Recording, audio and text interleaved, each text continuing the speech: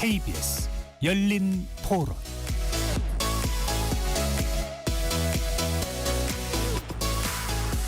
안녕하십니까. KBS 열린 토론 배종찬입니다.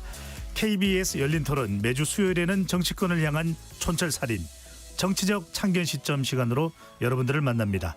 3대 특검의 수사가 전방위로 진행되면서 전국이 출렁이고 있습니다. 특히 국민의힘을 겨냥한 특검의 수사가 속도를 내면서 당의 반발이 커진 상황인데요. 특검 수사가 정치권에 미칠 파장 정리해 보겠습니다. 최근 정부와 여당의 지지율이 동반 하락 조짐을 보이고 있습니다. 지지율 대응을 두고 당정 간 미미한 기류 차이가 드러나고 있다는 분석도 나오는데요. 이 소식도 함께 분석해 보겠습니다. KBS 열린 토론 지금부터 시작합니다. 치열한 토론 속에서 더 나은 세상을 찾아갑니다. 올바른 세상을 만드는 첫걸음. 평일 저녁 7시 20분 KBS 열린 토론.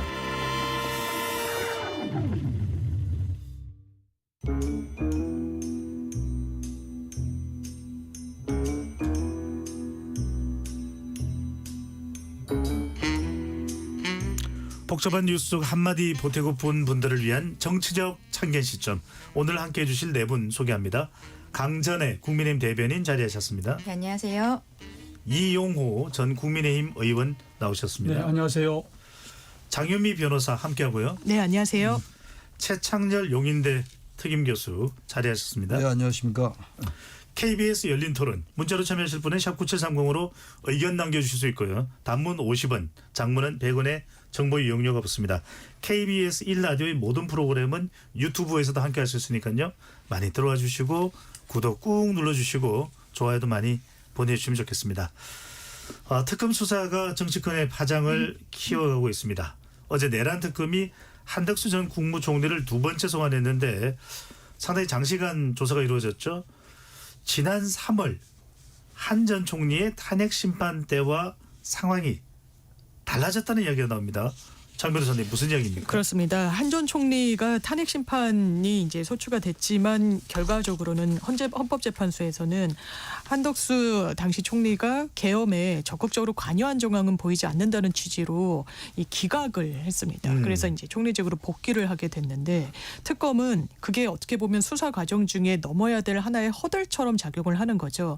그러니까 그 당시에 헌재 결정이 나왔던 거는 특검이 발족하기도 전이고 여러 유력 증거들이 확보되기도 전이었기 때문에 수사에는 그 부분이 장애가 되지 않는다는 취지로 어제 브리핑을 했고요.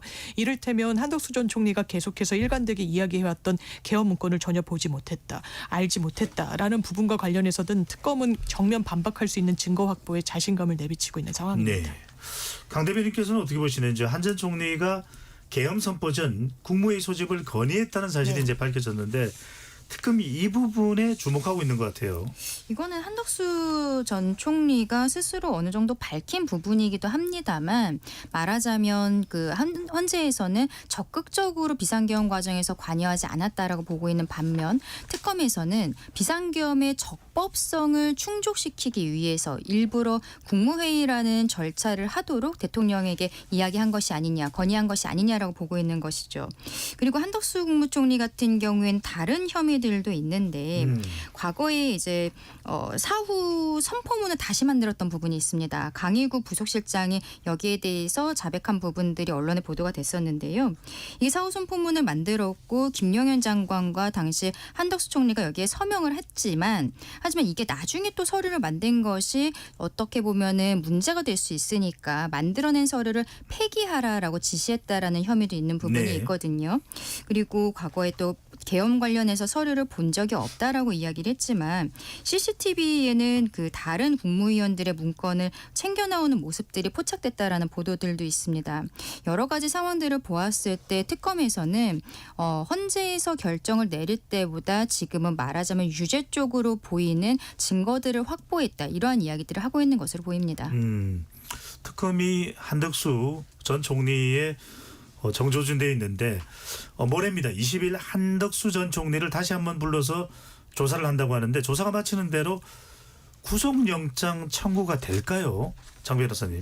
가능성이 매우 농후하죠. 왜냐하면 기본적으로 이상민 전 장관과 굉장히 기시감이 드는 형태라고 언론에서도 전망들을 많이 하는데 두 차례 소환을 하고 전격적으로 영장 청구를 하고 영장이 발부된 이후에 어제자로 구속 기소가 된 게 이상민 전 장관이거든요. 그럼 일관되게 이야기했습니다. 나는 단전 단수에 대해서도 모른다. 그냥 안전이 우려가 돼서 소방청장에게 전화했을 뿐이다. 그 주장을 지금도 견지하고 있다라고 하는데 만약에 한덕수 전 총리도 나 개헌 문건 본 적 없다. 나 나중에 다음 날 다시 출근을 하다 보니까 내 양복 뒷주머니에 꽂혀 있었다라는 주장을 계속 이어간다면 거의 100%로 이 특검은 영장을 청구할 수밖에 없을 겁니다. 왜냐하면 지금 CCTV 영상 등이 확인되고 있다라는 내용에 따르면 문건을 굉장히 상세하게 본인이 검토하는 장면이 CCTV에 담겨 있다는 거예요.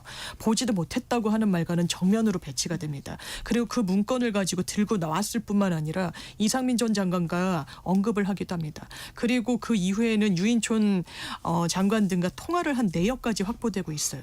그런 부분과 관련해서 구속을 하지 않으면 신병 확보를 하지 않으면 또 바깥에서 입을 맞추거나 증거인멸을 하겠구나. 수사기관으로서는 그런 법리적인 판단을 내릴 수밖에 없는 상황이어서 만약에 본인이 실토하고 본인의 역할이 어떤 상황이었고 CCTV에 이렇게 담긴 정황이 무엇인지를 상세하게 실토했다면 영장 청구의 가능성이 비교적 낮아지겠지만 그렇지 않았다면 특검은 거의 100%로 영장을 청구할 것 같습니다. 여기에 대해서는 한덕수 국무총리가 한 16시간 정도 조사를 받았다고 하거든요. 그래서 언론에서는 그럼 바로 구속영장을 청구하지 않을까라는 보도들이 있었습니다만 다시 소환 조사를 일단 한다고 해요. 그것을 보았을 때는 특검도 지금은 조금은 고민을 하고 있는 시기가 아닌가 싶습니다.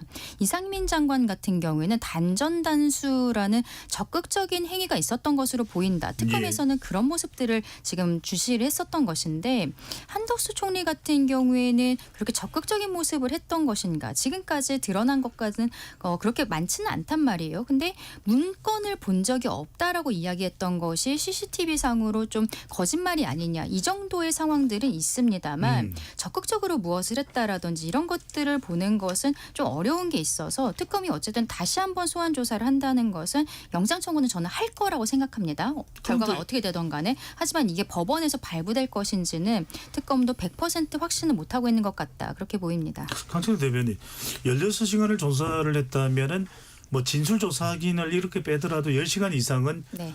조사가 됐다는 이야기인데 한 번 더 부르는 이유는 뭡니까? 뭘 물어보겠다는 걸까요? 그러니까 제가 조금 아까 말씀드린 것처럼 특검 입장에서는 16시간 정도 조사를 했으면은 어느 정도 조사는 마무리됐을 거라고 봐요. 왜냐하면 이게 과거에 탄핵 심판 때도 그리고 이전에 조사를 받은 부분들이 또 있는 것이 사실이거든요. 예. 그런데 바로 구속영장 청구를 하지 않는다는 것은 영장 발부 가능성에 대해서 특검 입장에서는 조금 더 단단한 어떠한 논리를 만들기 위한 부분이 아닌가라고 알겠습니다. 생각을 하고 지금으로선 100%는 아닌 것 같다. 그렇게 생각합니다. 네. 이용 전 의원께 여쭤보겠습니다. 지난 대선에서 한덕수 전 총리는 국민의힘 후보로 이제 출마를 하려고 했거든요. 마지막에 이제 단일화가 시도되는 과정에서 결과적으로는 불출마가 됐지만 이런 출마 시도를 한 것이 계엄 관련 처벌을 피하기 위한 방탄용 출마가 아니었느냐.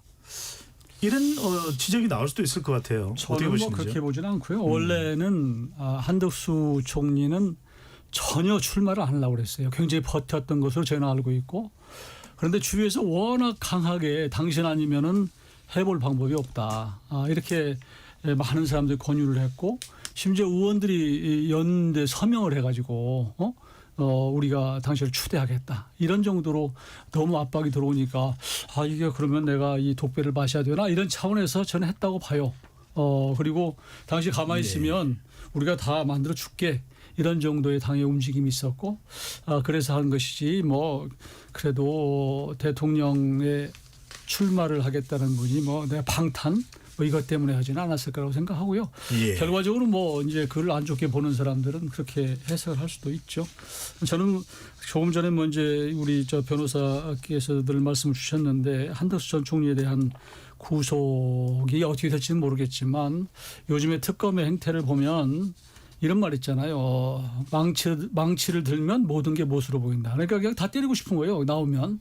그리고 모든 일거수일투족을 다 내란과 소위 연결을 시켜가지고 구속을 많이 시키면 특검이 일 잘하는 것처럼 이렇게 지금 돼 있단 말이에요. 또 우리 국민들은 구속시키면 다 죽어 있는 것으로 알고 있고 이렇기 때문에 저는 그 한덕수 전 총리가 국무회의 소집을 건의했다는 얘기는 오래전에 나왔던 것이고 그 당시에 이게 윤석열 전 대통령이 네. 대통령이 뭐 체격이 크잖아요. 힘도 좋고.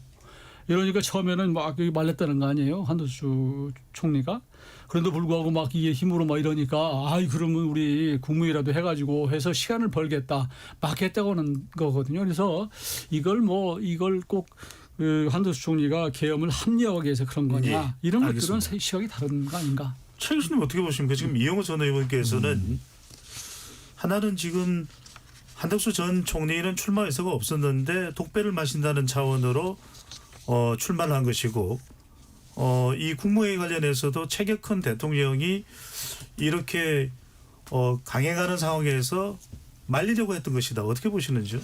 근데 그 당시 한덕수 총리가 출마한다는 게 너무나 이상하게 느껴졌어요. 전혀 정치인도 아니고 평생을 관료로 살아온 사람이었는데 느닷없이 출마한다. 그것도 대선 출마. 그러면서 그 당시에도 여러 가지 석연찮은 장면들이 많았어요.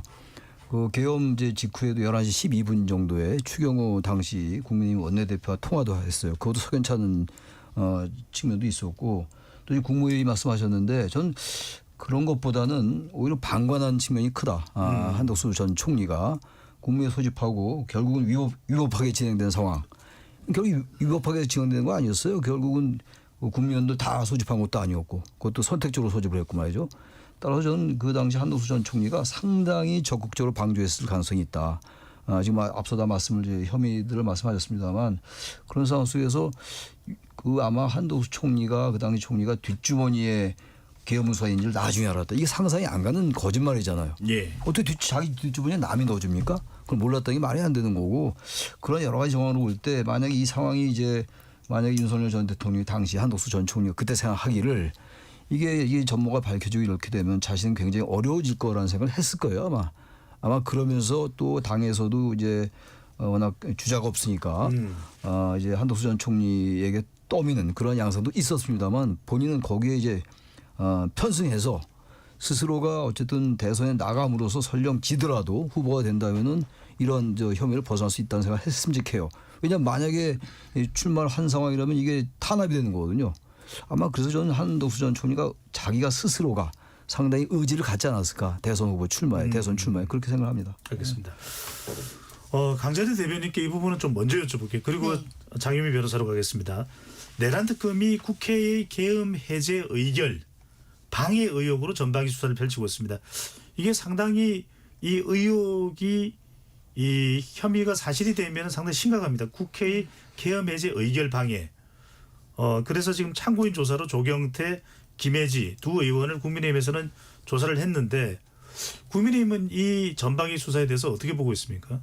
일단은 저희는 좀 정치적인 탄압이다라는 생각들을 가지고 있기 때문에 안철수 의원도 참고인으로 나와달라라는 특검의 요청에 받아들일 수 없다라고 이제 국민들께 말씀을 드렸던 것이죠. 조경태 의원 같은 경우에는 특검에 협조를 해야 된다. 특히 지금 당원 명부에 대해서도 뭐 좀 협조를 해야 된다라는 입장을 가지고 있기 때문에 적극적으로 참석을 한 것으로 보입니다. 근데 이게 저희 당 의원들 개인에게 좀 다르게 연락이 왔다거나 이런 것들이 아니라 뭐 전체적인 방해에 있어서 전체 방해 뭐 어디로 와라 혹은 저쪽으로 다시 바뀐다라든지 이런 것들을 봐야 되는 것이어서 모든 사람을 참고인 조사해야 되는 상황은 아니라고 보거든요. 그리고 뭐 우원식 의장이라든지 민주당 쪽 의원들에 대해서 몇 명 참고인 조사를 하면 마무리를 할 수 있는 것이지 마치 저희 국민의힘 의원들이 모두 한 명 한 명이 가야 되는 것처럼 의무가 있는 것처럼 이야기하는 것조차가 특검이 좀 정치적으로 프레이밍을 하고 있는 것이 아닌가 생각합니다. 장 변호사님은요? 네, 저는 이게 정치적인 탄압 공세라고 하기에는 아마 지속성을 갖고 항변이 안 될 거라고 생각해요. 왜냐하면 지금 증거로 얘기하는 거거든요. 그냥 계엄의 당일에 군이 헬기도 좀 늦게 뜨고 막 계엄 해제를 하기 위해서 국회의장이 어쨌든 민주당 의원들은 빨리 막 단 1분 1초라도 빨리 의원들 모아서 해야 된다라고 하는데 네. 멀리서라도 오는 의원들 좀 기다려야 되고 이걸 또 예전에 계엄 해제 그 예를 또 차용해가지고 다 검토를 해서 했다고 그러더라고요. 어쨌든 그 상황에 국민의힘 의원들이 어떻게 움직였느냐. 일단 원내사령탑인 추경호 원내대표는 당시에 대통령과 통화를 하면서 5번인가를 바꿉니다. 이리로 가라고 했다. 저리로 가라고 했다. 김용현 전 장관과 통화를 했던 의원도 있어요. 이런 부분과 관련해 뭐 나경원 의원은 대통령과 또 직접 통화하기도 했고 그러면 그 당시에 통화가 어떤 맥락에서 이루어지는지 물론 녹취는 없더라도 전후 사정으로 추정할 수 있는 거예요. 아, 국회 해제를 방해했구나. 그리고 특이하게도 추경호 원내대표는 본인은 당사로 가라고 했지만 당사에 있지 않았습니다. 국회 본청에 있었어요. 그러니까 이 의도가 무엇인지 이제는 특검 앞에서 이야기를 해야 되고 국회 해제에 18명의 국민의힘 의원들이 참여를 했습니다. 그런데 그 본회의장에 있으면서 투표에 참여하지 않았던 의원들 그거는 자율이라고 할 수 있죠. 그런데 왜 거기에 들어가 있었느냐와 관련해서도 특검의 시선은 다른 거예요. 혹시 내부 상황을 외부에 전달하기 위한 의도가 아니었느냐 등등에 대해서 이거는 정치 탄압이다라고 해서 안 가면 이건 체포영장 발부될 겁니다. 저는 그 부분에 대해서 전원께서 어떻게 보시는지요? 지금 국회의원은 개개인의 이제 헌법기관이란 말이에요. 한 사람 한 사람이 국민을 위해서 양심에 따라서 의정활동을 하는 것이고 그 당시로 다시 돌아가 보면 제가 국회의원이었다면 도대체 이게 무슨 상황이냐 이렇게 정말로 이게 그걸 파악하고 싶은 생각이 있을 거예요. 더구나 집권 여당의 국회의원이면 실제로 계엄이 일어났을 때 저도 이제 그 당시에 보면 이게 어디 뭐 휴전선에서 무슨 일이 생겼나 이런 생각도 할 수 있는 것이고 그렇기 때문에 당연히 집권 여당으로서는 정보 교환을 해서 이게 어떤 상황인지를 파악하고 나서 그리고 해제를 하러 들어가는 것이 맞다. 이런 것이지 지금 계엄 해제 의결을 방해했다고 그러는데 방해받은 사람이 나와야 할 거 아니에요. 내가 방해받았다. 예를 들어서 내가 국회의원인데 나 방해받았습니다. 추경호가 이렇게 부르는 바람에 이런 게 있는데 그런 사람이 하나도 없잖아요. 그 사람들이 이거 나중에 와서 했는데 이걸 특검이 그런 식으로 방해 의혹해서 헌법 기관 한 사람 한 사람이 자율에 따라서 하려고 그러는데 실제로 방해받은 바가 없는데 이걸 그렇게 프레임 짜는 것은 제가 잘못된 생각하고 추가 확인 차원에서 여쭤봅니다. 국회로 오라고 하면 되는데 당으로 오라고 한 그 부분이 혹시 그 방해로 당시에 뭐 인식되는 건 아닐까요? 어순했잖아요. 어순하고 그러니까 이제 그걸 어디로 모이는 게 좋은 것인가 하는 부분 가지고 설왕설래가 있었던 것이 아닌가 저는 그렇게 생각이 들고 네. 저 당으로 했냐 아니면 운동장으로 했나 무슨 뭐 뒤뜰로 했냐 이게 중요한 게 아니라 문제는 집권 여당으로서 당연히 그래도 그 대통령으로 선출한 사람이 저렇게 물론 다 비상시적인 거지만 나중에 보니까 그 당시 상황은 몰랐단 말이에요. 그러니까 도대체 왜 그런 거야? 어디서 폭동이 일어났나? 이렇게 생각할 수 있어서 그런 정보를 듣기 위한 장소로 왔다 갔다 하는 것이지. 그러니까 저는 결과적으로 얘기한 게 뭐냐면 그 헌법기관 의원들이 나 그것 때문에 방해받았습니다. 해제하는데 이렇게 한 사람이 있어야 되는 게 없잖아요. 근데 방해를 이제 받았다는 사람이 없다고 말씀하시는데 이게 최근에 이제 꼭 같은 경우는 아닙니다만 계엄을 누가 해서 누가 다쳤느냐. 이런 얘기한 사람이 있어요. 누구라고 얘기는 안 하겠는데 그렇게 비슷하게 들리기도 해요. 그러니까 이게 방해받았다고 내가 방해받았다 그래서 표결 못했다고 얘기한 사람이 없는 거죠. 근데 전반적인 정황으로 볼 때 지금 뭐 단순하게 장소를 국회로 오라고 했다가 맨 처음에 추경호 원내대표가 그때 예산결산위원회 사무실 그 방에 있었다고 그러더라고요. 제가 직접 들은 얘기예요. 조경태 후보한테 직접 들은 얘기인데. 근데 아무튼 조경태 후보도 그때 담을 넘어 들어왔다고 그러더라고요. 본인 말에 의하면. 근데 이게 이 상황 속에서 의원들이 거기 직접 들어간 이른바 친한계 의원들이 있었고 또 맨 처음에 국회로 모이라고 했다가 의총 장소가 당사로 바뀌었고 다시 국회로 갔고 이건 볼 때 제가 단정은 못하겠는데 단정은 안 하겠습니다만 상당히 이 상황을 혼선을 주려했던 것이 아닌가라는 정황이 충분히 의심이 돼요. 그러니까 당연히 이제 특검으로서는 불러서 물어볼 수밖에 없죠. 아까 장 변호사 하신 것처럼 이게 뭐 특별히 CCTV나 어떤 녹취가 없잖아요 지금. 그렇기 때문에 지금 아까 제가 잠깐 언급한 것처럼 한덕수 전 총리와 추경호 당시 원내대표가 통화한 것도 따져봐서 물을 필요가 있어요. 그것도 물어야 되고 대통령과 나경원 의원과의 그 통화 내용은 물론이고 전반적으로 볼 때 저는 상당히 의심이 간다. 저는 방해라는 게 또 하나 말씀드릴 수 있는 게 의원들 다 알 거예요. 국회의원들이. 아무리 계엄이 전쟁 전시 사변이라 하더라도 그래서 설령 정당성이 있다 하더라도 국회 무료에 들어갈 수 없어요. 그거 상식 아닙니까? 그건 헌법과 계엄법에 다 나와 있는 얘기예요. 명시돼 있다고요. 그다음 당연히 일단 국회로 가는 게 맞죠. 의원들이. 근데 의총장에 가고 다시 국회로 가고 이런 상황이 대단히 혼선초래하려 했던 개연성이 높다라고 얘기할 수 있는 거죠. 알겠습니다. 이 주의 이야기는 여기까지 하도록 하고요. 강재래 대변인께 먼저 여쭤보겠습니다. 지금 국민의힘 네. 지금 사실 좀 대치 상황입니다. 이유는 특검이 이 통일교 이 신자가 이 당원으로 가입돼 있는지 여부를 확인하기 위해서 당원 명부 확보를 시도하고 있는데 이 당직자들의 반발로 이제 중단이 됐습니다. 이 점 어떻게 보시는지, 어떻게 좀 확인할 수 있는, 조율할 수 있는 여지가 있는 겁니까? 아니면 국민의힘에서는 전적으로 일종의 탄압을, 뭐 야당에 대한 탄압 이런 성격으로 보는 겁니까? 이게 다른 자료라면 또 모르겠습니다만 당원 명부를 달라라는 것은 저희가 이건 당의 심장이다, 절대 줄 수 없다라고 명확히 말씀을 드리고 있거든요. 특검에서 지금 확인하고 싶은 것은 23년도 3월에 있었던 저희 당 전당대회에서, 그러니까 그 특정 종교에서 특정인을 밀어줬다라는 거예요. 밀어주려고 가입을 했다라는 거죠.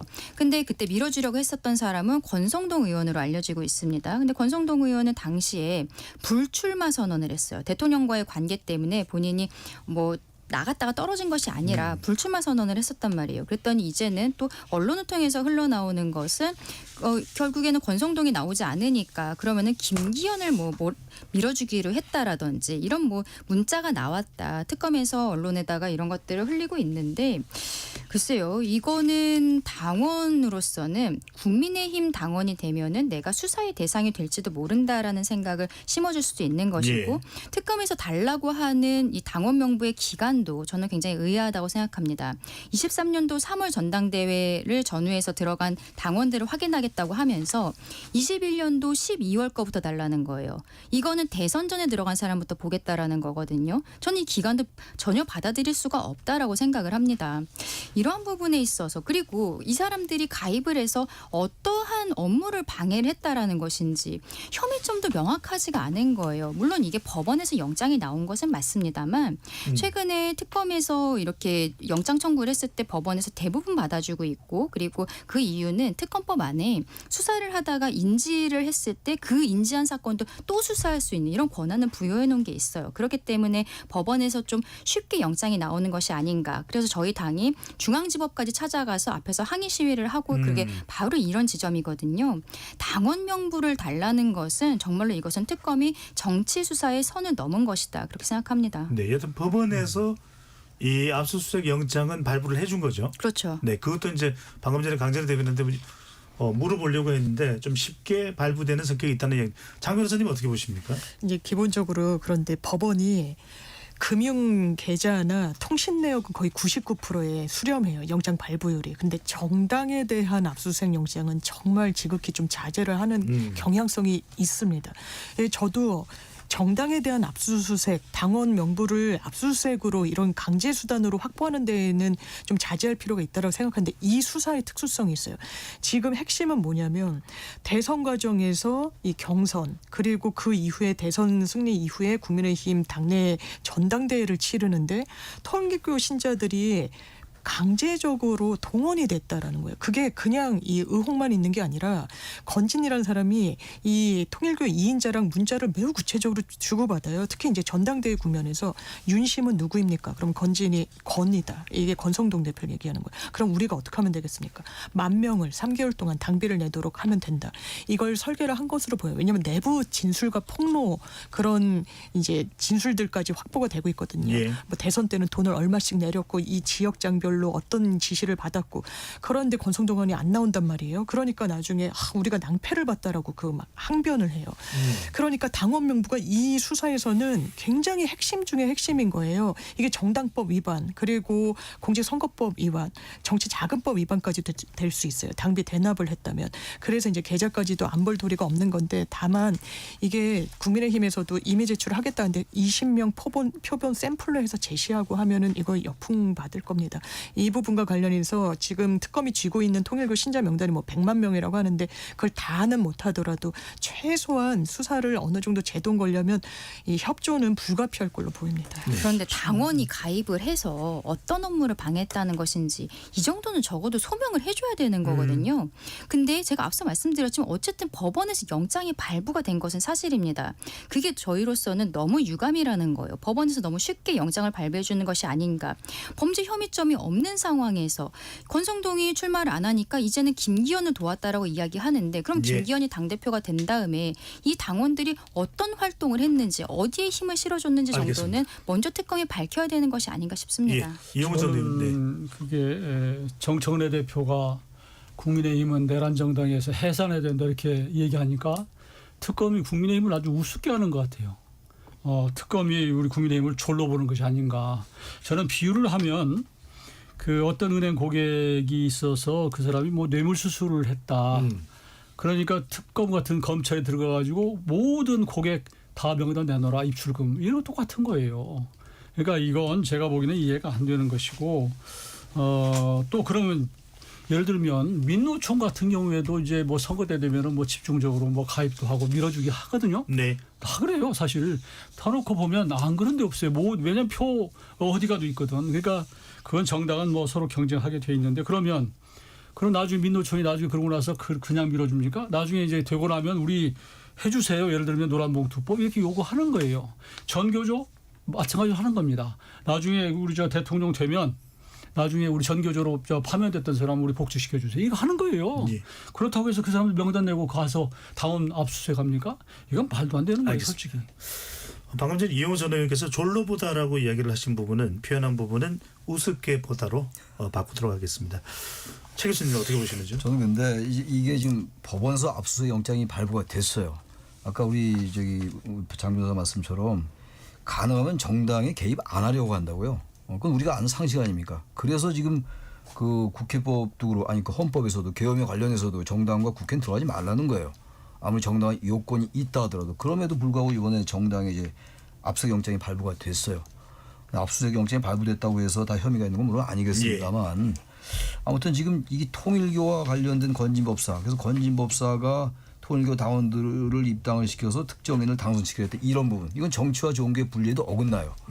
약간 민노총재 예를 드셨는데 그것과도 좀 다르다고 느껴지는 것이고 이건 당원 명부를 대조 안 해볼 도리가 없어요. 검찰로서 특검으로서는 그 사정을 아니까 법원도 대단히 자제해야 될 정당의 압수수색에 대해서도 영장을 발부한 게 아닌가 생각이 들고 저는 근데 물론 그렇게 얘기할 수 있죠. 정당에 대한 압수수색이 대단히 그건 예민한 문제고 과거 또 야당 지금 여당 야당일 때 근데 김용 전 민주연구원 부원장 그 수색 영장이 발부된 적이 있어요. 그때는 또 지금의 야당이 그걸 또 반대했었다고요. 그 찬성했었다고요. 왜 그거 압수수색 영장에 응하지 않느냐 이런 얘기도 있었어요.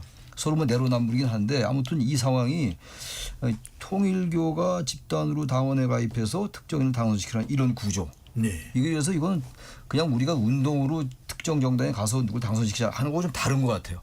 건진법사가 나오고 거기 또 배경에 하면 김건희 씨도 관련돼 있을 것 같기도 하고 이런 상황이기 때문에 이 부분을 무조건 정치 탄압이다 얘기할 게 아니라 가장 그 조율을 좀 해서 이 특검과 이 국민의힘이 조율을 해서 가장 기본적인 거 꼭 해야 될 거 이런 것도 이미지 충실을 좀 받는 게 어떨까 그런 생각이 좀 듭니다. 알겠습니다. 지금 특검 수사와는 별개로 김건희 여사 의혹을 수사해오던 이 검찰에 대한 비판의 목소리가 높아지는 이슈가 생겼습니다. 건진법사 전성배 씨의 집에서 이 현금 다발 이른바 관봉권 관련된 부분인데 이 관봉권 관련된 이 띠지입니다. 그러니까 한국은행이 시중은행에 이제 돈을 보낼 때 이런 관봉권 띠지가 붙은 이 출처라든지 또는 담당자라든지 이런 것들 날짜라든지 이런 것들이 기록되어 있는 정보인데 이 띠지가 관봉권 띠지가 이제 분실됩니다. 검찰 수사 과정에서 이게 상당히 논란이 되고 있는데 강재대 대변인 어떤 내용입니까? 그러니까 이 검찰에서 관봉권을 압수를 해왔는데 그게 진짜로 그 금액이 맞는지는 확인을 해야 되잖아요. 그러니까 이걸 뜯었다는 거예요. 뜯어서 금액이 맞는지 검수를 하고 그러면 그 띠지와 그 위에 스티커도 붙어 있습니다. 비닐로 싼 다음에 스티커가 붙어 있는데 그걸 그대로 보관을 했었어야 되는 거예요. 왜냐하면 그 안에 지폐를 검증한 날짜라든지 담당 직원, 사용 장비 이런 것들이 써 있거든요. 근데 검찰에서 이 숫자 센 다음에 돈의 숫자를 센 다음에 이거는 그냥 폐기를 했다라는 거예요. 그리고 이거를 나중에 알았다는 겁니다. 대검까지 보고가 됐는데 대검에서 이게 아직은 수사가 진행 중이기 때문에 감찰을 하지 말자. 왜냐하면 수사팀이 좀 이렇게 기간이 이제 떨어질 수가 있으니까 그런 것들을 봐서 지금 당장 감찰을 하지 말자라고 했었던 것이 최근에 드러난 것이죠. 저는 이 부분에 있어서는 검찰이 만약에 과실이라고 하면 이 능력에 대해서 국민들께서 더 이상 믿을 수가 없을 것이라고 생각을 네. 하고요. 이게 만약에 고의적으로 이루어진 것이라면 정말로 큰 범죄가 될 수밖에 없는 거거든요. 정성훈 법무부 장관이 여기에 대해서 엄중한 감찰을 지시를 했는데 명명백백하게 밝혀져야 된다고 생각합니다. 네, 이 관본권이라는 것이 일반인에게는 갈 수가 없어서요. 건진법사 전성배 씨는 그냥 받는 돈들을 다 사과상서 속에 넣었다고 하는데 검찰 같으면 당연히 이게 확보가 됐을 때 기록을 해두거나 사진을 찍어두거나 했었어야 될 것 같은데 장 변호사님은 어떤 파장이 있다고 봐야 될까요? 이거는 감찰로 끝날 일이 아니라 수사까지도 필요한 사안이고요. 이거는 뭐 검찰 출신 법조인들뿐만 아니라 일반 상식으로도 있을 수가 없는 일이에요. 돈을 세느라고 띠지를 잠깐 옆에다 두고 잃어버렸다고 하는데 돈보다 훨씬 중요한 게 이 띠지입니다. 왜냐하면 작년 12월에 압수수색할 때 이 돈다발을 본 거예요. 근데 띠지에는 이 검사자 코드 뭐 이런 정보들이 다 있어요. 추적하는 게 매우 용이합니다. 그런데 거기에 대해서 함구하고 있었어요. 그때 당시에 남부지검이 그랬던 겁니다. 그러다가 사실 관본건이 돈다발이 나왔다는 보도가 나온 게 올 4월이에요. 그런데 올 4월은 특검이 발족하기 거의 직전입니다. 특검 발족이 거의 기정사실화 되는 경우. 그러니까 이걸 이첩은 해야 되고 이 사실을 숨기는 건 더 이상 불가능하니까 이 시점에 낸 게 아닌가. 또 그 당시에 그러니까 무고한 추측이 나오는데 차장검사가 뭐 고발 사준이 뭐니 이 공안검사 출신으로서 다 무혐의 주고 정권의 입맛에 맞는 처분을 내렸던 검사라서 그런 거 아니냐. 이런 이야기까지 나와서 또 일각에서는 검찰의 해체를 자초한다라는 어떻게 보면 비판까지 나오는 상황인 것 같습니다. 장 변호사님 어딘가 찾아보면 있을까요? 아니요. 이거는 기본적으로 찾을 수 있었다면 진작에 찾았을 거예요. 알겠습니다. 정말 분실했다면 사색이 돼서 찾았을 거고 의도로 멸시를 시켰다면 찾을 동인이 없었겠죠. 네. 자, 이야기 좀 해봐야 될 것 같습니다. 사실 오늘 제일 주목하는 뉴스는 바로 이 뉴스입니다. 윤석열 정부에서 추진했던 체코 원전 수주 불공정 합의 내용이 이 전해져서 상당히 지금 충격적입니다. 이 웨스팅하우스와 맺은 합의 내용이 일부 시장에만 이 글로벌 시장에만 진출할 수 있고 50년간 계속 지속이 되며 또 한 기당 수주할 때마다 1조 원이 넘는 일종의 로열티를 지급해야 되는 그런 상황인데 강진 대변인 어떤 내용입니까? 그러니까 우리가 작년 7월에 체코 정부가 한수원을 현지 원전 건설 우선 협상 대상자로 선정했다라는 게 보도가 크게 됐었는데 그때 웨스팅하우스라는 업체와 굉장히 좀 분쟁이 있는 것도 보도가 됐었습니다. 웨스팅하우스가 본인들의 그 원천 기술을 우리 대한민국에 도용했다라고 하면서 체코에다가 진정을 내고 그래서 우리가 본계약이 좀 차일피일 미뤄졌던 적이 있었거든요. 네. 그때 결국에는 서로 간에 합의를 한 거예요. 우리 대한민국과 그리고 웨스팅하우스 간에 합의를 했는데 이 합의 내용이 지금 문제가 되고 있는 겁니다. 누가 공개한 겁니까? 지금 이게 언론을 통해서 이야기가 나오고 있기 때문에 조금 더 자세한 상황들은 아마 국회에서 여기에 대해서 좀 이야기가 나올 것으로 보이는데요. 서울경제신문 단독 보도록 합니다. 네, 계속 말씀하시죠. 일단은 올해 1월에 한수원 한전이 웨스팅하우스와 합의서를 작성을 했는데 향후 50년간 우리가 원전을 수출할 때는 웨스팅하우스에 1기당 한국 돈으로 한 9천억 원 정도 규모의 물품과 용역을 구매해야 되고 그리고 한 2,400억 원 정도의 로열티를 제공해야 된다. 네. 이런 내용이 들어가 있다고 해요. 또 보증하기 위해서 또 한 기당 4억 달러, 5,600억 원 규모의 신용장도 발급을 하기로 했고 그리고 문제는 한수원이 앞으로 북미, EU, 영국, 우크라이나, 일본 이런 데서는 신규 원전 수주 활동을 할 수 없다. 이러한 내용이 들어가 있었다는 것이죠. 우리가 체코와 이제 작년 7월에 그 우선 협상 대상자로 결정이 되었을 때 체코를 중심으로 해서 이제 유럽이라든지 이쪽으로도 쭉 뻗어나갈 수 있겠구나라고 보도가 많이 되어 있었는데 이 합의문을 보면은 EU가 포함이 되어 있어서 체코 이외에서는 이제 더 이상 유럽으로도 나갈 수 없는 내용들이 드러나고 있는 상황입니다. 네. 차찬희 교수님 갔다가 이용호 전 의원으로 가겠습니다. 상당히 놀라운 내용입니다. 이 체코 두코바니 유전 이후에 뭐 유럽에 진출할 수 있는 교두보가 마련됐다. 미국에도 이제 한국 원전이 뒤덮을 것이다라는 그런 뉴스 보도가 있었습니다만 이 내용만 보면 글쎄 어떤 경로로 흘러나왔고 어떤 의도를 가지고서 흘러나왔는지는 모르겠습니다만 이 내용이 사실이라면 최 교수님 상당히 충격적인데요. 이건 사실은 그 국민을 속인 거예요. 국민을 속인 것이고 국민을 우롱한 것이고 작년에 체코 그 원전 보도가 얼마나 대단했습니까? 그야말로 문재인 정부 때 이제 원전을 안 하겠다고 하다가 이제 윤석열 정부 들어서면서 상당히 이념적인 색채도 이제 더 씌워지면서 이제 원전이 이제 상당히 활기를 띄웠던 거죠. 그러면서 그 성과가 이제 체코 원전 수주였고 국민들에게 대대적으로 홍보했었고 이랬어요. 그런데 결과적으로 이제 이게 북미 유럽 시장의 진출이 사실상 좌절된 거예요. 불가능한 겁니다. 아까 지금 잘 강 변호사 설명하신 것처럼 이게 말이 안 돼. 이런 어떻게 계약을 할 수 있어요? 과거 제가 뭐 심한 비유가 될지 모르지만 뭐 광복절 지난 지 얼마 안 됐으니까 을사늑약하고 비슷하다는 생각이 전 개인적으로 들었어요. 이게 있을 수 없는 일이에요. 어떻게 이렇게 북미 유럽 시장이 원천 봉쇄되면서 미국에 그 로열티 주고 구매 용역을 따로 해야 되는 것이고 이거를 그렇게 맺어놓고는 이걸 국민들에게는 이런 얘기 전혀 안 하고 말이죠. 마치 엄청난 성과를 낸 것처럼 윤석열 정부의 행태 중에서 여러 가지가 많습니다만 이건 정말 철저히 파헤쳐야 돼요. 그때 그 사장이 김동철 사장으로 알고 있는데 한전 원전 수주 그쪽에 예. 그 부분도 그렇고 왜 어떤 경로를 통해서 정부와 이 한전 간에 어떠한 그 이제 이야기에 의해서 이런 이제 불공정 계약 이게 단순히 불공정 계약이 아니에요. 국가 대 국가 계약으로서 대단히 치욕적인 겁니다. 이건 이런 거야말로 저는 특검이 발족해도 될 것 같기도 해요. 이게 상상할 수 없는 계약이에요. 이 매국 계약입니다. 제가 볼 때는. 예, 이전 의원께서는 어떻게 보시는지. 저는 뭐 전혀 다른 생각을 하고 있는데요. 사실 그 체코하고 수주할 때 24조를 했거든요. 그 전에는 아랍에미레이트의 바라카 원전을 수주한 게 MB 정권 때고요.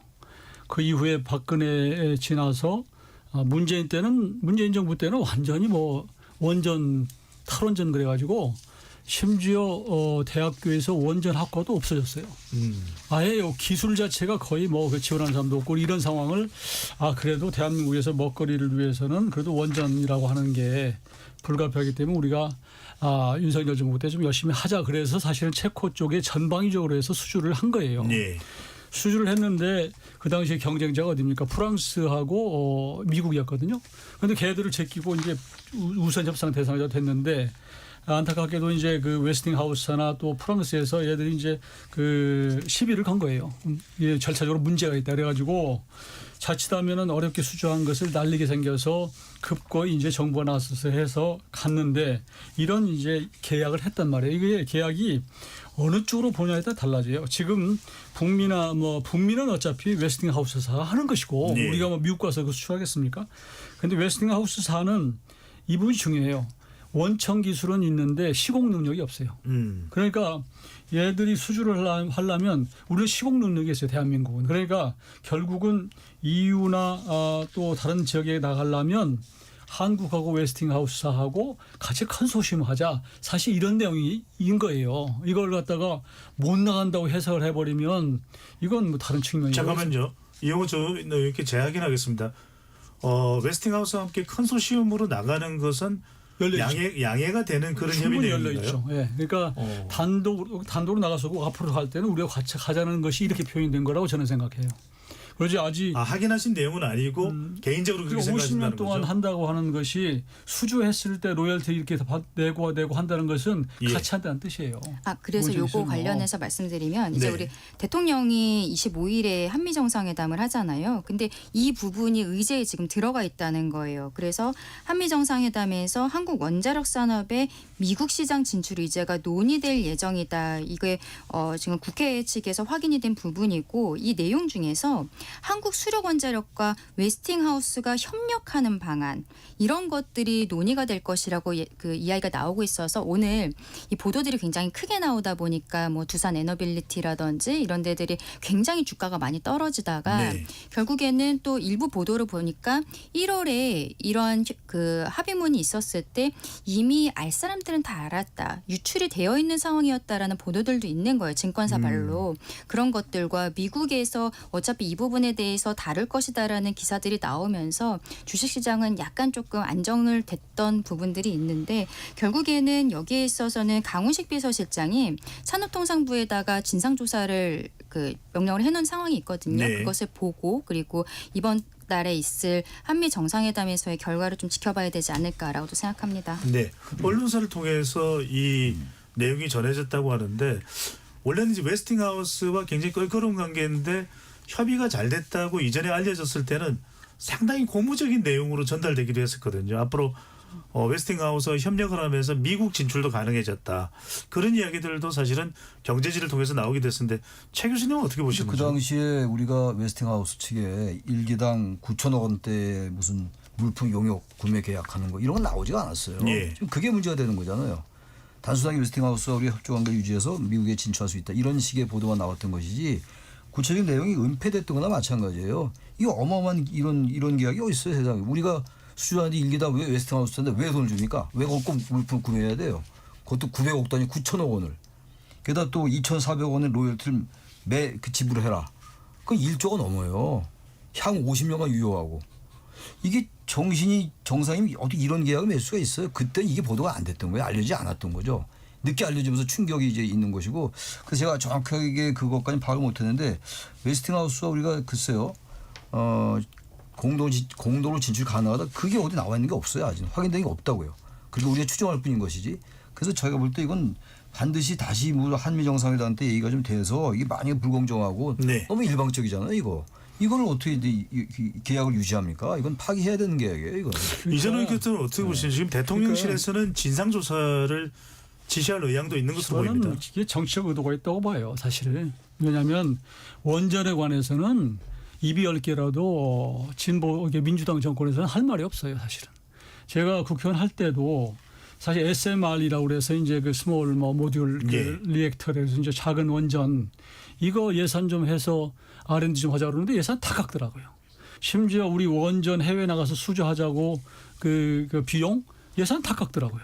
그런데 뭐 갑자기 무슨 원전 무슨 저기처럼 이렇게 불빛이 나오는 것이 저는 정책 의도가 있다고 보는 것이고 지금 사실은 한전 그 사장이나 뭐 한수원 사장은 곧 임기가 끝나는 것 같은데 제가 아는 그 한전 사장은 사실 열심히 했어요. 왜냐하면 엄청난 적자거든요. 근데 그걸 흑자로 돌려놓았고 그 복잡하고 다단한 걸 나름대로는 이제 챙겨서 해와서 평가가 좋은데 이 부분도 그러니까 어떤 사안을 이걸 어떤 측에서 보냐에 따라 달라지는 것이기 때문에 실적 진실을 정확히 파악하고 얘기를 해야지 이게 불평등 계약이라고 이걸 갖다가 딱지를 붙여버리면 예를 들면 한미 간의 트럼프 지금 관세 협상 불평등 계약이죠. 우리 FTA 아주 뭐 무관세했는데 갑자기 15% 되면 불평등 계약이죠. 이건 원천 기술 때문에 이게 자꾸 제동을 걸어서 불가피하게 같이 협력해서 또 조인트 벤처 만들어서 미국서 하자 이거 지금 이번 논의한다는 거 아니에요. 알겠습니다. 그래서 이런 식으로 침수 봉대하고 확 국민 여론을 몰아가서 마치 정치 보복하듯이 하는 것은 저는 안 된다고 생각합니다. 알겠습니다. 저는 이게 정치 보복 이 프레임으로 볼 건 아닌 것 같고 팩트가 나와 있잖아요. 이게 팩트가 아니라면 우리 일단 보도에 의한 얘기를 하고 있는 거예요. 보도에 의하면 어쨌든 1기당 9천억 원대의 물품 용역 구매 계약 해야 되는 것이고 로열티 2,400억 지불하고 이 자체를 얘기하는 거예요. 그 당시 문재인 정부 때 탈원전 문제가 있었죠. 과도하게 지나치게 이제 그 탈원전으로 갔던 거 그 비판받아 마땅하다고 좀 봅니다. 그것과는 별개 문제예요. 그 사안을 그러니까 얘기하는 것이지. 원천 기술에 대한 로열티를 지급을 하고 그리고 앞으로 이제 수주를 할 때 웨스팅하우스와 한전하고 한수원하고 같이 협력해서 하되 이런 부분에 대해서는 이렇게 하자라고 한 것이에요. 그러니까 50년이라고 거르는 것은 50년 동안 협력해서 가자는 거예요. 좋게 보면 이걸 마치 50년 동안 진출을 못한 것처럼 이렇게 얘기하는 것은 과장된 거다. 저는 그렇게 생각합니다. 알겠습니다. 자, 더 추가적인 내용은 2부에서 다뤄보도록 하고요. 잠시 로고 듣고 열린 토론 2부로 돌아오겠습니다.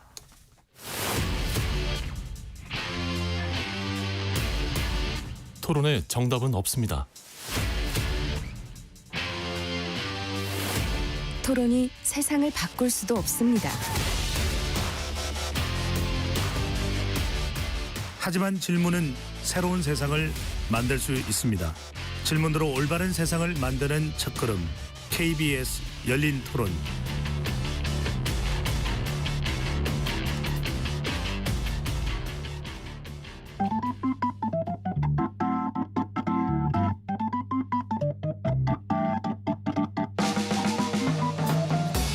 세상을 바꾸는 질문, 열린 토론이 시작합니다.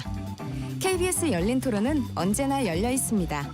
단문 50원, 장문 100원의 유료 문자 샵 9730 그리고 KBS 어플리케이션 콩으로 여러분의 의견을 남겨주세요. KBS 열린 토론 2부 이어가겠습니다. 여의도 정가를 향한 촌철살인 정치적 참견 시점으로 진행하고 있습니다. 스튜디오에 장유미 변호사, 최창렬 용인대 교수, 강전의 국민의힘 대변인, 이용호 국민의힘 전 대변인 네 분과 함께하고 있습니다. 먼저 제가 지지율을 말씀드리고 이 지지율을 참고하실 테니까 관련돼서 이야기를 해보겠습니다. 오늘 소개해드린 모든 조사는 중앙선거론조사심의위원회 홈페이지에서 확인 가능합니다. 리얼미터가 에너지경제신문 의뢰로 지난 11일부터 14일까지 전국 18세 이상 유권자 2,003명을 대상으로 무선 자동응답 조사를 실시한 결과인데요. 이재명 대통령의 국정수행에 대해 잘한다 51.1%, 잘 못한다 라는 평가도 있습니다. 자, 같은 조사에서 18세 이상 유권자 1,001명을 대상으로 해서 13일, 14일 실시한 조사 결과이고요. 같은 조사 방식입니다. 어느 당을 지지하는지 물어보았는데 더불어민주당 39.9%, 국민의힘 36.7%로 나타났습니다. 자, 이 조사에서 직전 조사하고 비교를 할 때 이재명 대통령 또 높았을 때 60%대 중반까지 갔던 지지율에서 상당히 많이 하락을 했습니다. 최 교수님 어떤 원인으로 보시는지요? 리얼미터 기준으로 이제 아주 하락폭이 큰 거죠 지금. 아주 큰 거고 지금 취임 이후 최저입니다. 이게 최저인데 여러 가지 이제 얘기들을 하죠. 원인들 얘기하는데 일단 조국 전 대표와 윤미향 전 의원 등 사면 이 영향을 좀 끼친 것 같아요. 그걸 부인할 수 없을 것 같고 특히 최근에 이제 그 새 지도부가 발족을 했습니다. 이제 더불어민주당에 정청래 대표가 이제 강성 기조로 계속 가고 있어요 지금.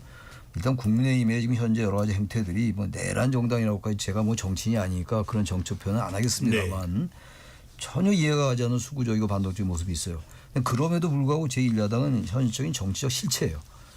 그런데 이제 그 정당을 이제 일단 물론 전제는 달았어요. 계엄과 탄핵의 수렁에서 빠져나오지 못한다는 취지로 전제를 달면서 그렇다면 사람과 악수하는 곳이다 이런 얘기를 하면서 강성적으로 이어가고 있다고요.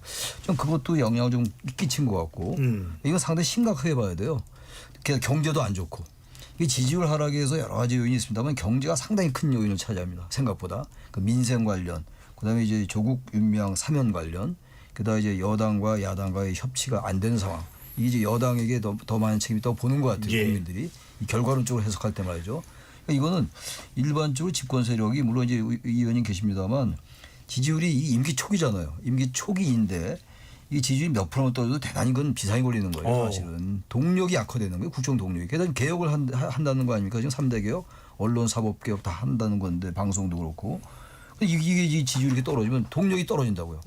게다가 추석 전에 이제 검찰 개혁하겠다라고 이제 거의 선언한 상태예요. 정청래 대표가. 근데 이런 상태에서 이제 지지율 떨어지면은 이건 대통령실도 그렇고 특히 여당이 대통령을 좀 도와줘야 돼요. 제가 볼 때는 여당이 과하게 좀 앞서 나가는 측면이 없지 않아 있다. 이게 여권 내에서 이건 글쎄 여당이나 뭐 지금 대통령실은 물론이고 여당도 상당히 심각하게 보고 있겠습니다만 이 부분은 정말로 왜 그런가를 면밀하게 검토할 필요가 있어요. 물론 이 지지율이 또 반등할 수 있어요. 바뀔 수 있다고 합니다만 저도 임기 2달 남짓에 이렇게 지지율이 갑자기 떨어진 거 2주 만에. 알겠습니다. 이건 상당히 심각한 문제로 받아들여야 된다. 여건이 말이죠. 리얼미터 조사 결과 소개드렸는데요. 대통령에 대한 부정평가는 44.5%, 긍정과 부정이 6.6%포인트 차이가 나고요. 정당 지지율은 민주당과 국민의힘 3.2%포인트 차이밖에 나지 않습니다. 이용호 전 의원께서는 이 결과 어떻게 보시는지요? 조금 전에 우리 최창렬 교수님께서 여러 가지 뭐 다 짚어주셨는데요. 저도 동의를 합니다. 그런데 기본적으로는 현 정부나 민주당이 태도가 그러니까 좀 오만하고 좀 국민들과 불통하는 그런 것들도 영향을 주는 것 같아요. 그러니까 크게 보면 예를 들면 조국 사면이나 윤미향 씨 사면 같은 경우도 이미 이제 언론에 명단이 나왔잖아요. 국민들이 많이 이제 비판하는 여론이 많이 있었는데 그럼에도 불구하고 그냥 그래? 그래도 밀어붙이는 모습이 이게 국민들한테 불편하게 다가가는 것이고 또 마찬가지로 지금도 뭐 아직 그 계속 결정을 못했던데 그 대주주 양도세 기준을 50억에서 15로 낮추겠다고 그러고 나서 당에서 심지어 또 그것은 55로 좀 뒀으면 좋겠다 이런 의견을 전달했음에도 불구하고 지금 수용을 안고 있잖아요. 국민들은 어떤 정책이든 뭐든 간에 때로는 실수할 수 있다고 생각해요. 근데 그걸 어떻게 대응하고 어떻게 끌어가느냐라는 걸 보는 건데 이 부분에서만 실망감을 주는 것이 아닌가 싶고 민주당의 여론이 더 대폭 떨어진 것들 호남에서는 심지어 뭐 30%포인트 가까이 떨어졌던데요. 예. 이런 것들은 정청래 대표의 집권 여당으로 대표로서의 그 처신과 은행이 과연 품위가 국민의 눈높이에 맞느냐. 그런 것에서 훨씬 기대에 못 미친다. 이런 것들이 합쳐져서 지금 이재명 정부의 초기 전에 문재인 대통령 때 같은데 100일 취임 100일 때 보니까 그때 여론이 80% 초반이더라고요. 고공행진을 했습니다. 그렇습니다. 네. 근데 지금은 이제 이렇게 가면은 자칫하면 50%가 깨져서 본인 득표율 정도 수준으로 가면은 이게 굉장히 경각심을 가질 필요가 알겠습니다. 있다라는 생각을 하고요. 네. 좀 더 겸손한 모습을 국민들한테 보여줬으면 하는 생각입니다. 대체로 이재명 대통령의 지지율 또 더불어민주당 지지율에 가장 큰 영향을 미친 변수로 조국 전 대표로 지적이 되고 있는데 지금부터 이제 조국 전 대표 관련된 이야기를 좀 나눠보겠습니다. 먼저 장윤비 변호사 어떻게 보시는지요? 지금 안철수 당권 도전하는 국민의힘 의원은 조국 땡큐 더 가열차게 활동해달라. 그러면 우리는 지지율을 얻을 것이다. 이렇게 뉘앙스로 읽히는데 조국 전 대표가 지금 대통령 지지율에 직격탄이 되었다고 봐야 될까요? 일단 지금 짚어주신 리얼미터 조사에는 조국 전 대표의 사면에 영향이 없다고 할 수는 없을 거고요. 그럼 그 지속성이 정말 국민의힘의 계속적인 어떤 지지율 반등으로 이어질 정도의 사안인가? 그렇진 않아 보이거든요. 일단 일시적인 현상으로 보이고 조국이란 정치인은 정말 이제 양가적인 부분이 많이 있어요. 국민 여론도 좀 양분되어 있고 너무 억울하게 수사를 받았다는 일각의 의견이 있고 그래도 입시 비리에 어떤 비범이다 확정되지 않았느냐라는 부분이 좀 갈리는데 그게 다 구문입니다. 지금 새로운 부분이 아니에요. 그런데 정치 일선에 다시 이제 복귀할 수 있는 기회가 열린 것 때문에 이 부분에 대한 좀 저감 불편함을 가지신 시민들이 이거 대통령이 좀 잘못한 사면 아니냐라는 인식을 보여주셨는데 계속해서 지지율과 관련해 가지고 앞으로 현안도 엄청나게 많은데 뭐 한미 정상회담이니 뭐니 그런 부분과 관련해서 조국 파급력이 지속될까? 안철수 의원은 제가 봤을 땐 그냥 개인 바람을 이야기한 것 같습니다. 네. 일시적일까요? 지금 민주당 내부에서도 관련돼서 조국 전 대표는 반성의 시간이 필요하다라고 하는 이야기를 하는 경우도 있는데 강선희 대변인 어떻게 보십니까? 지금 자신이 책임을 져야 되는 대통령 지지율에 책임을 져야 되는 것이 있다면 조국 전 대표는 n분의 1 정도다라고 이야기를 했고 또 SNS에 된장말인가요? 된장죽인가요? 이 사진이 올라가면서 이른바 위선 논란도 있습니다. 이 점은 어떻게 보시는지요? 그러니까 조국 전 대표는 과거서부터 SNS를 굉장히 많이 쓰셨어요. 조만대장경이라고 이야기가 나온 것도 트위터를 하면서 국민들한테 인지도가 높았고 그 인지도를 가지고 문재인 정부 때 민정수석까지 들어갔었다라고 생각을 해야 될 것 같은데 네. 이 부분이 이제 사면이 돼서 나왔을 때 결국 또 SNS를 중심으로 활동을 할 거라는 것은 모두가 예상을 했었던 것이죠. 근데 이분이 문제는 앞으로 저는 굉장히 광폭 행보를 할 거라고 생각하거든요. 조국 대표가 나와서 하는 이야기도 반성이라든지 이런 메시지를 전혀 없고 윤석열, 한동훈, 국민의힘 굉장히 적의가 가득 차 있는 말들을 하고 있습니다. 내년에 출마하겠다고 완전히 밝혔잖아요. 그건 대권 행보하겠다는 것이고 그 과정에서 김대중 전 대통령 묘소도 참배를 한 것으로 보이는데 그러면 강성 지지층들을 넘어서서 중도 확장적인 메시지들을 내야 되는데 지금 나와 있는 상황에서는 너무 도끼가 차 있는 것이 아닌가 생각을 하고 이 조국 대표가 앞으로의 그 광폭 행보를 하는 과정에 있어서 저는 이재명 대통령과 민주당의 지지율은 계속적으로 떨어질 수밖에 없을 것 같다 그렇게 생각합니다. 최창 교수는 어떻게 보시는지 지금 정청래 대표에 대한 견제 성격도 있다라는 분석을 하는 경우도 있고요. 또 내년 6월 되면은 지선일지 지방선거일지 또는 보궐선거로 국회에 입성할지 선택지가 나올 것이다라고 조국 전 대표에 대한 관심은 계속 높아지는 추세 같기도 합니다. 앞으로 조국 전 대표는 계속 정치의 중심에 설 겁니다. 대단히 논쟁적인 인물이에요. 인물 자체가 아까 양가적이라는 말씀하셨는데 그 맞는 말씀이에요. 워낙 이 지지층도 갈려 있어요. 우리가 2019년도에 오죽하면 조국 사태다. 사태라는 표현을 썼었잖아요. 검찰 개혁과 조국 수호 이게 완전히 갈라져 가지고 이제 서초동과 광화문에서 대립하고 그랬었어요. 그 뭐 기억이 생생합니다. 그때도 온통 정치 이슈가 조국이었어요. 그리고 나서 이제 이번에 사면 복권이 되면서 다시 이게 재점화가 됐는데 저는 이게 무슨 정청래 대표를 견제하고자 했던 건 저는 맞지 않은 분석 같아요. 대통령이 그럴 이유도 없어지. 임기 초기입니다. 대통령이 걸려면 막강한 거예요. 예. 뭐 여당 대표가 아무리 선출에 의해서 됐다 하더라도 대통령의 권력하고는 다른 겁니다. 전 그거는 전 대단히 도식적인 분석이라고 보는 것이고 아마 좀 문재인 전 대통령 등 이제 친문들의 요구를 거부하기 어려웠을 거예요. 저는 그래서 저는 뭐 저 내막을 전혀 모르겠습니다만 아마 이재명 대통령은 대단히 불편했을 것 같아요. 사면에 대해서 부담스러워했을 것 같아요. 되게 사면에 대해서 부정적인 얘기가 많이 나왔어요. 그리고 나서 문 전 대통령이 참전하면서 분위기가 완전히 바뀌었다고요. 어쨌든 조국 전 대표가 내년 뭐 지방선거에 나올지 국회의원 보궐선거에 나올지 제가 볼 땐 국회의원 보궐선거에 나올 가능성이 커요. 지방선거보다는 중앙정치 복귀하고자 하는 욕구가 더 클 겁니다 아마. 그래서 어쨌든 간에 여권 내의 통합에 기여하는 있다고 볼 수 있어요. 여권 시너지가 이제 증가할 수 있습니다만 의외로 이 조국 전 대표가 아마 합당에 이런 쪽으로 안 갈 거예요. 제가 조국 전 대표라면 합당 안 할 겁니다. 민주당도 마찬가지예요. 그런 상황이라면 계속 여권 내에서 하나의 이슈 메이커로서 계속 역할을 할 거라고요. 그게 노이즈 마케팅이 될 수도 있고 조국 전 대표를 지지하는 사람은 더 지지가 더 가능해서 세질 수도 있는 것이고 반면에 조국 전 대표에 대해서 안 좋은 감정을 갖는 지지하지 않는 유권자들 국민들께서는 더욱더 비호감이 높아질 겁니다. 아주 양극화될 수 있어요. 이건 여권으로서 대단히 불리한 여건이다. 제가 볼 때 이건 여권도 이 지금 특히 대통령 이재명 대통령을 봐서는 여당이 좀 도와줘야 된다는 말씀 제가 드렸잖아요. 이것도 마찬가지예요. 잘 돕지 못하는 거예요. 제가 볼 때 이거. 그래서 이 조국 전 대표의 이 이슈가 저는 이렇게 그만 사라질 것 같지 않다는 거예요. 왜냐하면 이 조국 전 대표가 계속 뭔가 얘기할 거라고. 이슈를 계속 얘기할 것이고 중간에 잠시 멈칫한다 하더라도 이분이 성향이 그렇지 않아요. 뭔가를 계속 발신한다고요. 제가 봐서 이거는 상당히 관리가 필요하다. 여권으로서 특히 이재명 대통령실로서 말이죠. 그런 생각이 듭니다. 개인적으로. 짧게만 책 교수님께 여쭤보고 바로 이용호 전화니까 넘어가겠습니다. 그걸 이재명 대통령도 대통령실도 민주당도 몰랐을까요? 그럼에도 불구하고 사면 복권한 배경은 뭘까요? 배경이 이재명 대통령이 처음에는 상당히 저는 제가 유추하건대는 별로 생각 없었을 거예요 아마. 특히 윤미향 전 의원을 왜 사면합니까? 여론이 안 좋고 분명히 할 텐데. 민주당의 친문 세력과의 어떤 그런 여러 가지 결합, 여권 내에서의 균열을 방지하기 위한 거라고 저는 봐요. 아마 제가 볼 때 이재명 대통령에서 울며 겨자 먹기로 사면 복권할 수가 있어요. 제가 그래서 뭔가 지금 이재명 대통령이 여러 이슈에서 묻혀 있다.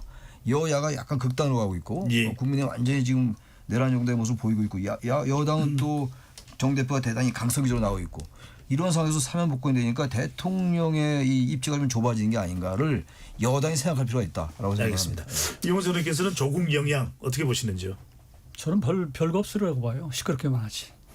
우선은 제가 듣기는 강훈식 실장이랑은 그 사면을 크리스마스 때 하는 게 좋겠다라고 건의했다는 것 같아요. 그런 얘기가 들려요.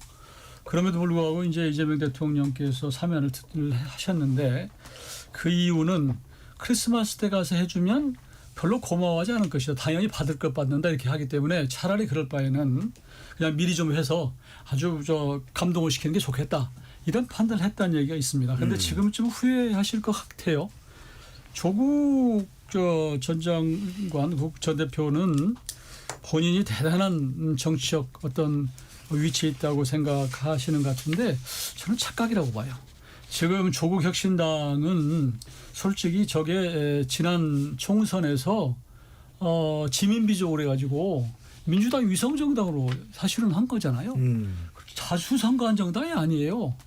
아마 지역으로 그 지역구 의원으로 된 사람이 뭐 거의 없을 거요.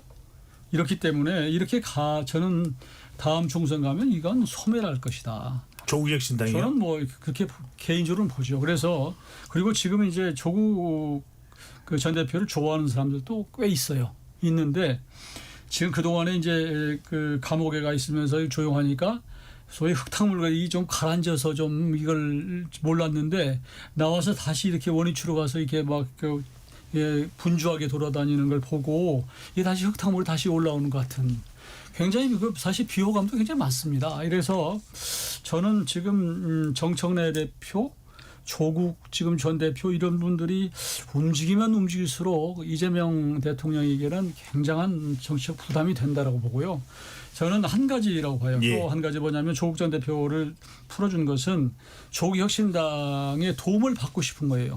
지금 저 정청래 대표가 그랬잖아요. 하여튼 추석 때까지 전광석화 같이 뭐 몇 개 뭐 법안을 또 무슨 계획법을 한다 그러는데 여기에 도움을 받고 싶은 거예요. 근데 미안하지만 이렇게 가서 지지도가 떨어지면 그 자체가 부담이 알겠습니다. 되는 것이고 저는 저 조국 전 장관이 좀 눈치가 없는 분이에요.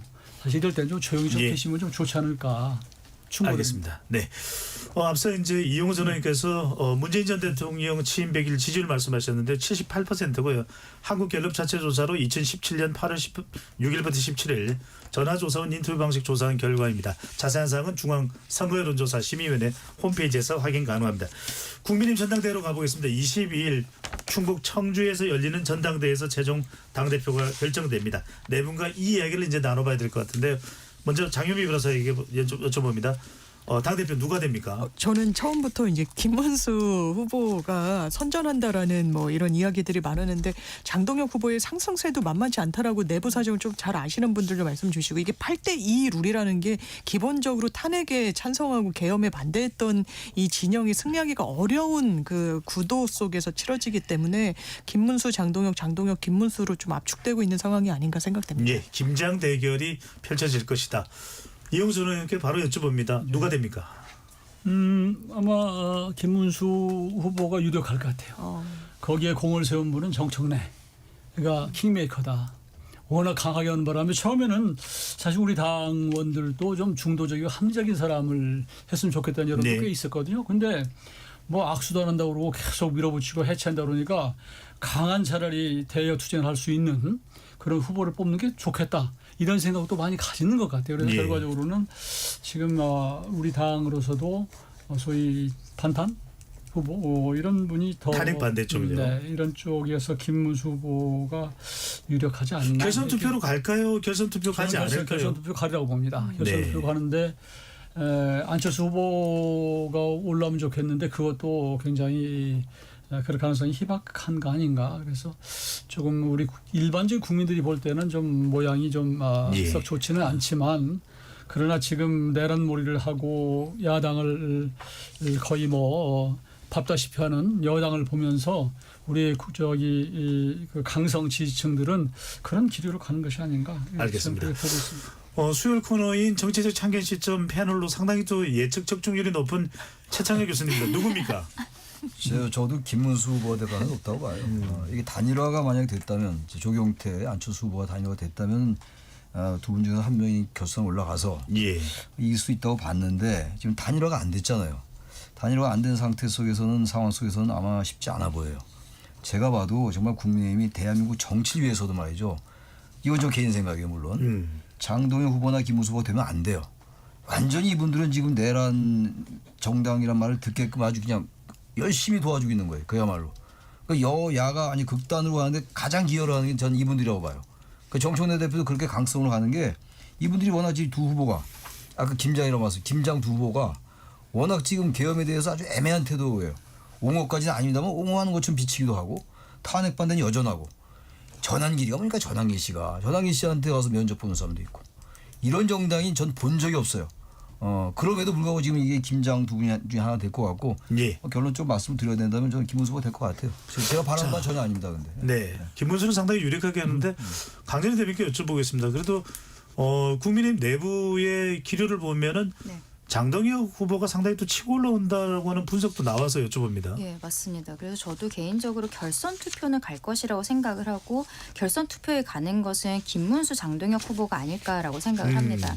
지금 시기적으로 이미 오늘 내일 여론조사 지금 돌리고 있는 상황이거든요.